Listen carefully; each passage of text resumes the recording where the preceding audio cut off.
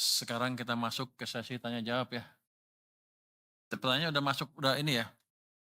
Saya jawabnya saya dulu ya, ntar Bapak dulu. Nanti teman-teman gantian semua ya.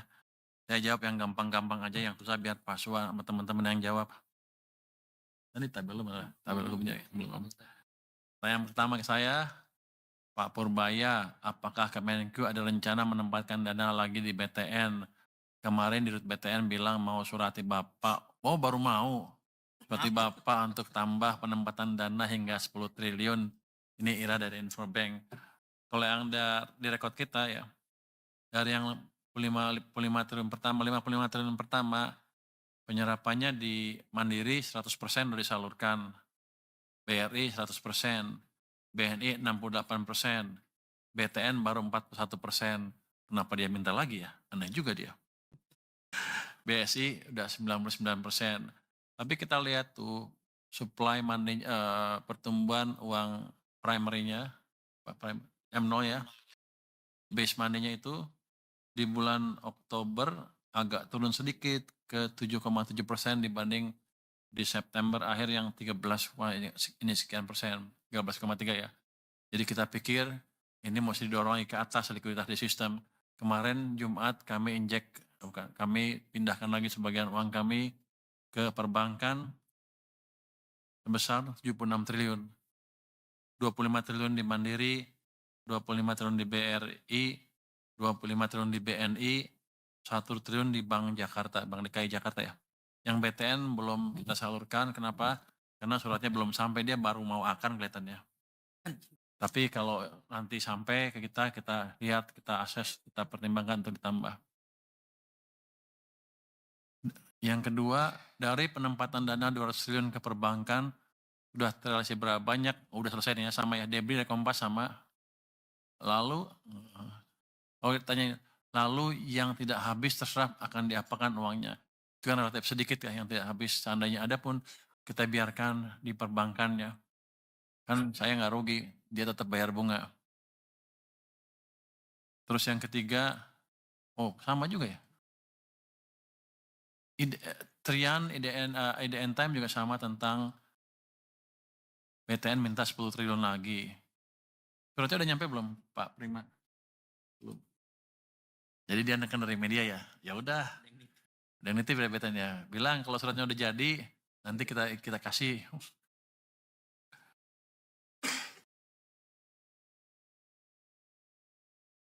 Ada pertanyaan dari Magdalena RRI tentang kenaikan gaji PNS tahun depan.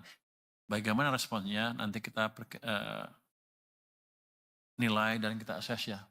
Kita diskusikan nanti begitu suratnya sudah masuk. Sudah mengirim surat, sudah sampai kemana? Pak Luki udah masuk?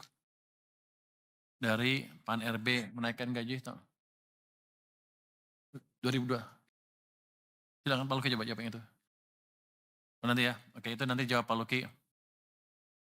Pak Purbaya, beberapa pedagang thrifting meminta thrifting untuk dilegalkan dan mereka berjanji untuk membayar pajak. Tanggapan Bapak? Tanggapan saya nggak perlu dengan bisnis thrifting. Yang saya kendalikan adalah barang ilegal yang masuk ke Indonesia. Saya akan membersihkan Indonesia dari barang-barang ilegal yang masuknya ilegal. Thrifting kan kalau barang bekas kan dilarang kan. Sudah jelas itu ilegal. Jadi nggak ada hubungannya bayar pajak apa nggak bayar pajak. Itu barang ilegal. Menurut Anda apa? Kalau saya menagih pajak dari ganja misalnya, apakah jadi barang jadi legal? Kan enggak. Kira-kira gitu Pak padanannya. Jadi itu utamanya ya. Pak Purbaya, tadi dari Alif Rahman ya. Pak Purbaya dari Alif Rahman lagi. Adrian juga menyebut impor taksi ilegal dari Cina lebih banyak jumlahnya dibandingkan thrifting. Tanggapan Bapak, ya nanti kita cegat di pelabuhan yang kita periksa lebih teliti lagi. Kita akan investigasi lebih dalam dari kasus-kasus yang nyelundup, pasti kan ketahuan nanti siapa yang pengimportnya. Kalau dulu bisa lepas, ke depan nggak bisa lagi. Jadi memang kalau ilegal ya kita beresin. Terus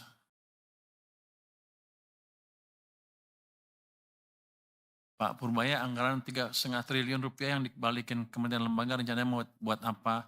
apakah ada lagi yang balikin anggaran? Ini kan belum habis bulannya ya, tahunnya. Saya duga sih akan ada yang balikin lagi beberapa sampai akhir November kita monitor. Rencananya ya kita lihat ada nggak yang bisa spend lebih cepat nanti kalau di November, Desember. Desember bisa spend kita salurkan ke sana. Tapi kalau enggak ya kita gunakan untuk mengurangi defisit anggaran kita supaya lebih terkendali. Nomor 9 Pak Menkyu, Gubernur BI mengundang Menkyu atau perwakilan dalam RDG setiap bulan untuk sinergi fiskal moneter.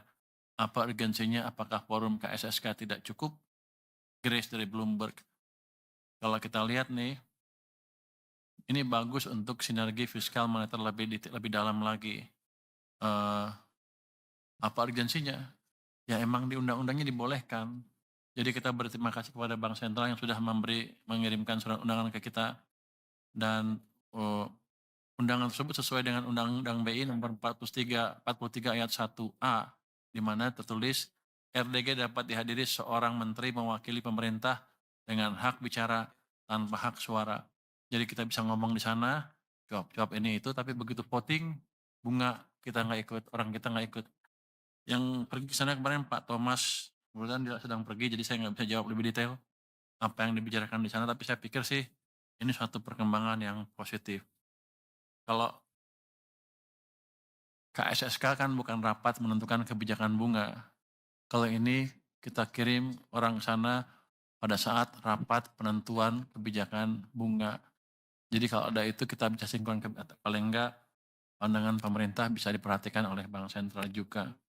Ini sudah didesain oleh para pembuat undang-undang kita. Jadi kita hanya ikut aja. Ini bukan hal yang baru. Mungkin dari saya itu aja.